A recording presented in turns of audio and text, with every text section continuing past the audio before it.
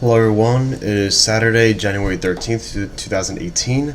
Hope everyone is enjoying their weekend, and I have some very interesting news to share with you guys. And I've stated on this channel, if you're new, I've stated on this channel before that I don't use Twitter and Facebook anymore for posting videos or anything political on policy using their platforms because of their disgusting censorship policies that they do. And Facebook has been caught with censoring conservatives, and now here's a very big article exposing Twitter's use of shadow banning conservatives, or people that they dislike, the politics that they dislike about conservatives. And that's why internet websites such as gab.ai, as well as minds.com and Steemit, like, these are non-censorship websites, platforms that are growing exponentially because they do not censor conservatives. And they don't censor anybody for their political beliefs, and especially conservatives as a main point. So, and it's hard to find an article about this because obviously, the mainstream media doesn't want to cover an article about, or they don't want to cover an issue about this. And so let's just get into it right now. Okay, this is from the front page mag.com. is written by Daniel Greenfield, and he wrote it yesterday, and it's titled "Undercover Videos Expose Twitter's Dirty Secrets." Okay, and the other undercover videos are from Project Veritas, which is a conservative watchdog organization. How do you know you've been shadow banned? You may be tweeting, but you're no longer being heard. You wonder if maybe people just aren't interested in what you have to say, but they might be interested. Twitter just isn't interested in letting them read your messages. So you might not. Oh, sorry about that, guys. You might not even know if your tweets are being censored, or that people actually aren't seeing your tweets. You'll still tweet it out, yes, but your audience might not actually receive your tweets. So that's a big issue right there. Twitter just isn't interested in letting them read your messages. Okay. Shadow banning is the censorship that social media companies do in the shadows. It's cowardly and dishonest. And it's how the big firms get away with covertly censoring conservatives. The idea of a shadow ban is that you ban someone, but they don't know they've been banned, because they keep posting and no one sees our content. And that's what Van Drevu, a former Twitter employee, explains in a Project Veritas undercover investigation video. So I might show you. I'll think about showing you guys that. I'm not sure if I'll show that. This is on this website, so I'll put the link below so you guys can watch the videos in full.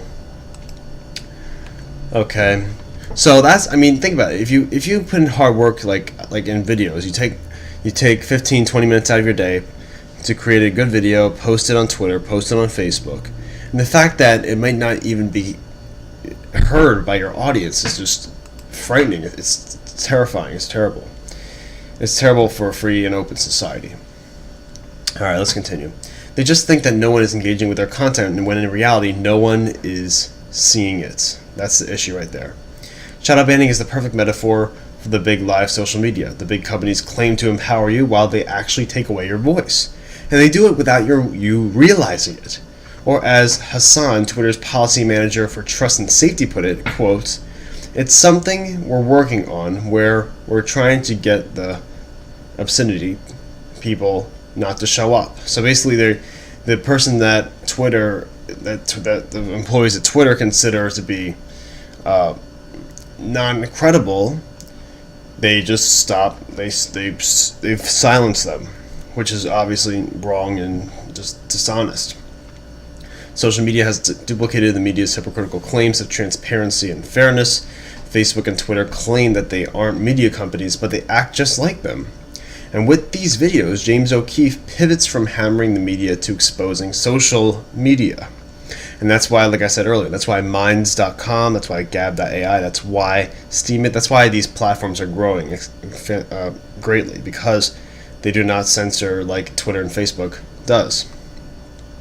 And YouTube has actually been now this article isn't about YouTube, but YouTube has been caught censoring a lot of conservative videos as well, for under the discretion of not suitable for advertisers, or just not, they demonetize them because they're not suitable for advertisers when there's, but in exact contradiction, they allow for advertisements to be on violent channels or violent videos. So it's very hypocritical in that manner.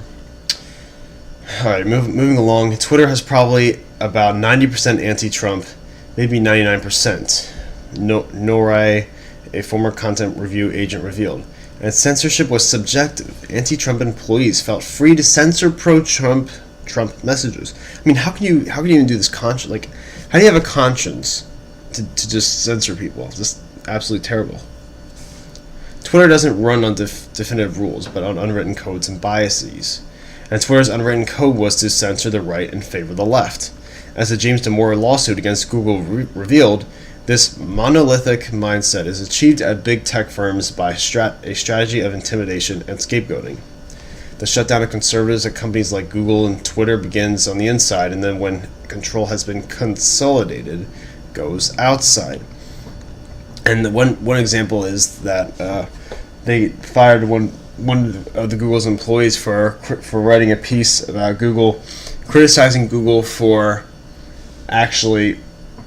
their diversity program, because he believed that Google was not hiring the most talented employees, but rather they were hiring the most diverse, if you so call it, employees. And he wrote an opinion on it. Google called it sexist, and then they fired him. He lost his job for it. So right there, he's really losing his freedom of speech, because is he inciting violence against Google? No. Is he inciting any plots of wrongdoing, anything illegal? No, he's not. He's just stating his opinion on the internet or wherever he wrote it, and he got fired. And that's part of the culture, that there's not a lot of Google and Twitter anymore. So let's continue. There's a direct line between Google's suppression of conservatives within the company and its smears of conservative sites. The same tactics that were used to smear conservative employees at Google are being aimed at conservative sites by Google. Shadowbanning is just a high-tech version of shunning. And there's a direct line between shunning conservatives at work and working to shun conservative users. On the video, Norai reveals that there were a lot of unwritten rules, meaning that they were doing a lot of things that were not under the discretion of rules. So obviously we're in San Francisco, in California, very liberal, very blue state. As a company, you can't really say that because it would make you look bad, but behind closed doors, a lot of rules are. The unwritten rules like shadowbanning are how the censorship sausage gets made. The big online companies that control search and social media pretend to be one thing, but are really another. The unwritten rules are part of a secret world that outsiders rarely get to hear about. Just as the Damore lawsuit exposed the hidden corporate culture at Google, the Veritas videos reveal truth about Twitter. So I'll put this article in the description section. Very interesting. This is actually the first time I used Front Page Magazine. So please give me your thoughts below, guys.